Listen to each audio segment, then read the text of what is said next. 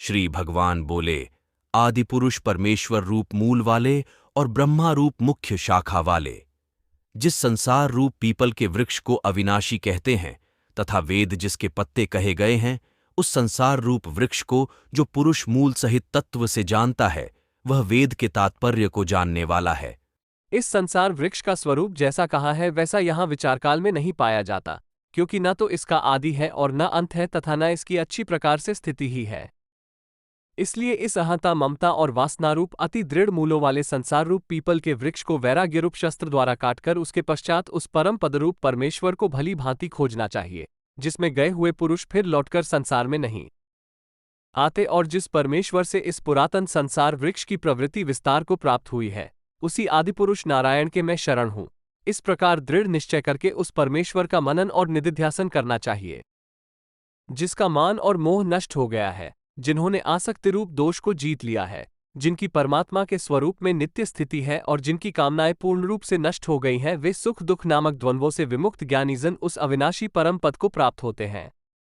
जिस परम पद को प्राप्त होकर मनुष्य लौटकर संसार में नहीं आते, उस स्वयं प्रकाश परम पद को न सूर्य प्रकाशित कर सकता है, न चंद्रमा और अग्नि ही। वही मेरा परम धाम है। इस देह में ये सनातन जीवात्मा मेरा अंश है और वही इस प्रकृति में स्थित मन और पांचों इंद्रियों को आकर्षित करता है।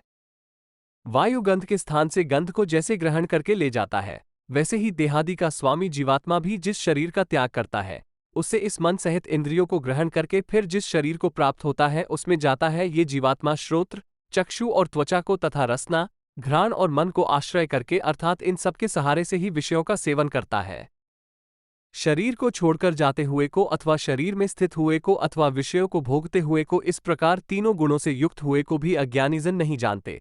केवल ज्ञानरूप नेत्रोवाय विवेकशील ज्ञानी ही तत्व से जानते हैं।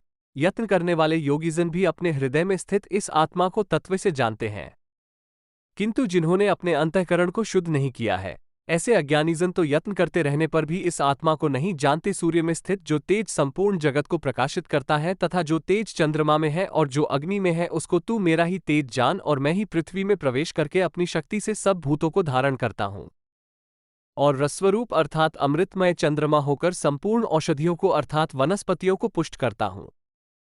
मैं ही सब प्राणियों के शरीर में स्थिर रहने वाला प्राण और अपान से संयुक्त वैश्वना अग्निरूप होकर 4 प्रकार के अन्न को पचाता हूं।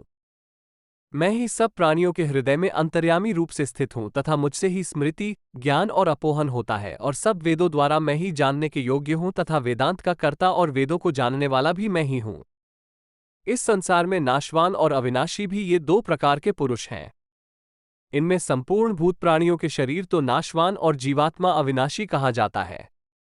इन दोनों से उत्तम पुरुष तो अन्य ही है, जो तीनों लोकों में प्रवेश करके सबका धारण पोषण करता है तथा अविनाशी परमेश्वर और परमात्मा इस प्रकार कहा गया है, क्योंकि मैं नाशवान जड़वर्ग क्षेत्र से सर्वथा अतीत हूं और अविनाशी जीवात्मा से भी उत्तम हूं, इसलिए लोक में और वेद में भी पुरुषोत्तम नाम से प्रसिद्ध हूं।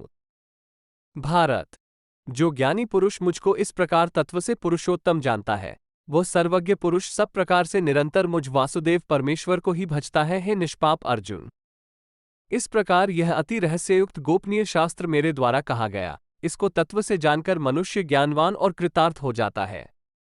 इस प्रकार उपनिषद, ब्रह्मविद्या तथा योगशास्त्र रूप श्रीमद् भगवद गीता के श्रीकृष्ण अर्जुन संवाद में पुरुषोत्तमयोग नामक 15वां अध्याय संपूर्ण हुआ।